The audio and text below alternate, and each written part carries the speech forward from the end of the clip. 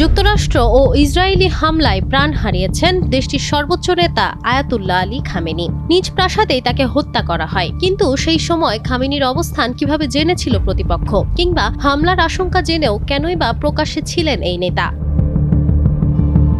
প্রতিরক্ষা কর্মকর্তাদের ভাষ্য অনুযায়ী বিশ্বের অনেকেই ধারণা করেছিল যুক্তরাষ্ট্র বা ইসরায়েল কিংবা উভয় দেশ ইরানে হামলা চালাতে পারে। ঠিক এমন একটা সময়ে গত শনিবার সকালে ইরানের সর্বোচ্চ সামরিক ও গোয়েন্দা কর্মকর্তাদের কয়েকজন দিনের বেলায় মাটির ওপরে তাদের পরিচিত ঠিকানা জাতীয় নিরাপত্তা পরিষদের কার্যালয়ে উচ্চ পর্যায়ের বৈঠক করতে জড়ো হয়েছিলেন। ইসরায়েলি কর্মকর্তাদের দাবি, সর্বোচ্চ নেতা আয়াতুল্লাহ আলী খামেনিও মাটির ওপরে তার সরকারি বাসভবন কম্পাউন্ডে অবস্থান করেছিলেন, যা মোটেও গোপন ছিল না।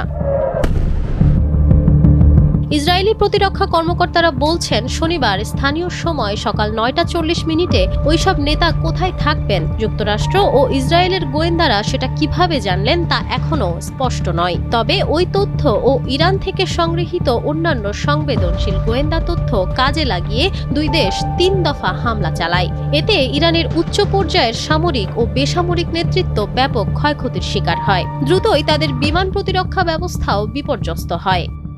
Nafisa Nuyal, Times today.